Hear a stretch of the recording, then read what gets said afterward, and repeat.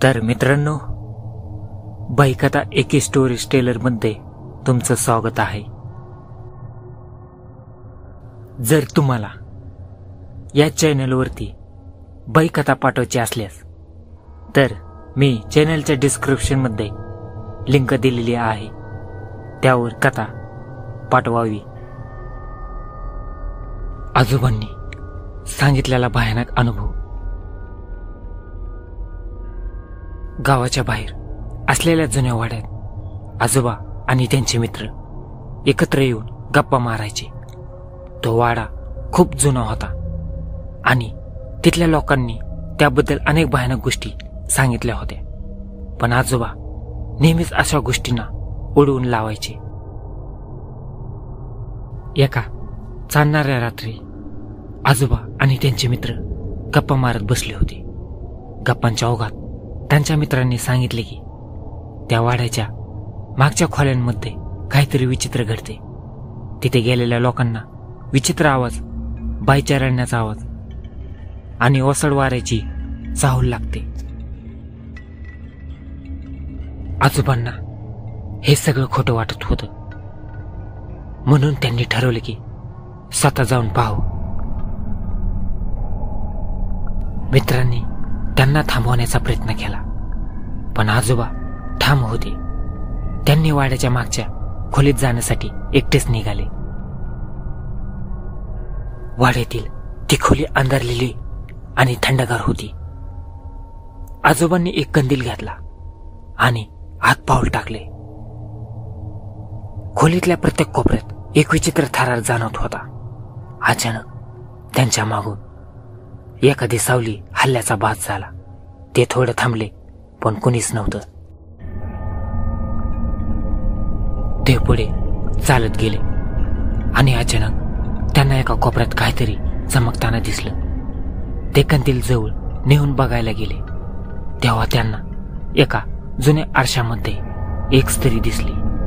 तिचा चेहरा अस्पष्ट होता, पण डोळे रक्तासारखे लाल चमकत होते. आजोबांनी घाबरून मागे वळून बघितलं, पण मागे कोणीही नव्हतं. आरशामधली ती सावली हलत होती, जणू काही ती त्यांना बोलावत आहे. आजोबांनी आरशाकडे पुन्हा पाहिले आणि आता ती स्त्री स्पष्ट दिसत होती. तिचे केस मोकळे होते आणि चेहरा इतका विकृत की पाहणाऱ्याला अंगावर काटा आल्याशिवाय राहणार नाही. तिचे ओठ हलत होते, पण आवाज काहीच ऐकू येत नव्हता. आजोबा क्षणभर गारठले. शरीर हलणं थांबलं होतं. त्यांनी हळूहळू मागे जाण्याचा प्रयत्न केला, पण तेवढ्यात त्या स्त्रीचा हात आरशातून बाहेर आला. तो काळा आणि विचित्र लांबट होता. आजोबा पाठीमागे पायऱ्यावर आदळले आणि कंदील हातून निसटला. खोली पूर्ण अंधारात बुडाली. तेव्हा अचानक हसण्याचा एक विचित्र आवाज खोलीवर घुमला. आवाज जसा जवळ येत गेला तसे तसे आजोबा थरथर कापू लागले.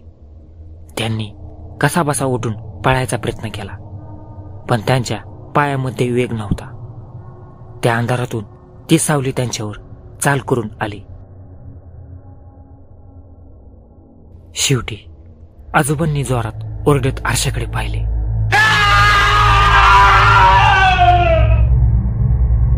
आणि आरसा चक्क फुटला.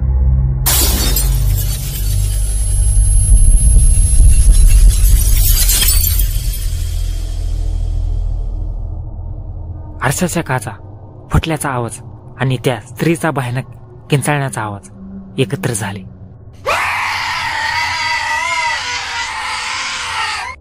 आजोबांनी पळत खोलीबाहेर धाव घेतली.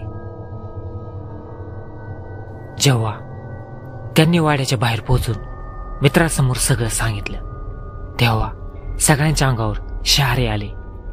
मित्रांनी पुन्हा त्या खोलीत जाऊन पाहिलं, पण तिथे आता ना आरसा होता ना ती सावली. खोली रिकामी होती, पण थंडगार आणि गोड वाटत होती. आजोबांना पुढे कळलं की त्या वाड्यात पूर्वी एक स्त्री होती जिला तिच्या पतीने त्या खोलीत ठार मारलं होतं. तिचा आत्मा त्या आरशात अडकला होता आणि तो केवळ त्या व्यक्तीला दिसायचा जो तिच्या दुःखाच्या कथा ऐकण्यास तयार असेल. त्या दिवसापासून आजोबांनी त्या वाड्याकडे जायचं बंद केलं. त्यांनी सगळ्यांना इशारा दिला की त्या खोलीपासून दूर राहा, पण अजूनही गावातल्या लोकांनी सांगितलं की त्या वाड्यात रात्रीच्या वेळी स्त्रीच्या रडण्याचा आवाज येतो.